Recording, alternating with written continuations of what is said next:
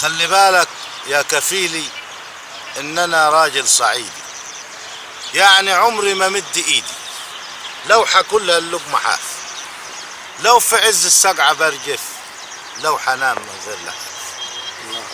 الكرامة جوا دمي في عروقي ومش هتاف.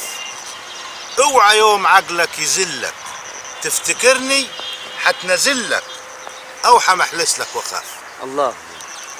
مش عشان شغال حداكم تفتكرني اني عبدك، رايح اطاطي وابوس في ايدك.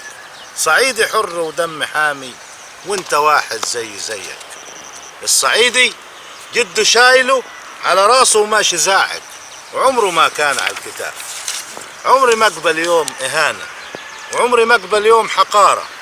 واوعى تنسى اني مصري واني شارب نيل بلدنا، وامي من بدنة ابويا ورضعتني من لبنها.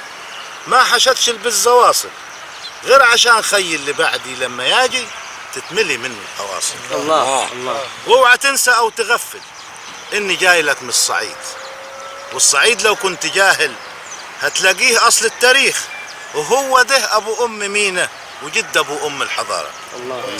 مش عشان بترول ابوكم زاد وطافح فوق عينينا حتجيبونه وترازونا وتتجعص وتزل فينا. اصحى زين وافهم كلامي وطرطق ودانك معايا. الصعيدي هو مهما شرق ولا غرب، مخه ناشف كل حجارة، ليه تاريخه وليه حضارة. حقه لو ضاع برقبته يموت قباله بجسارة. الله.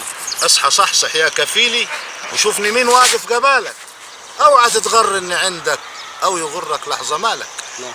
احنا فقراء مؤدبين وندري ايه معنى الرجالة، نقدر المعروف نصونه وما نخون حق الكفالة. الله. بس اللي يتنطط علينا ويقرفنا ويرزينا يكون مصيره قتلة زينة ويترمي فوق الزبالة. الله. يكون مصيره قتلة زينة ويترمي فوق الزبالة.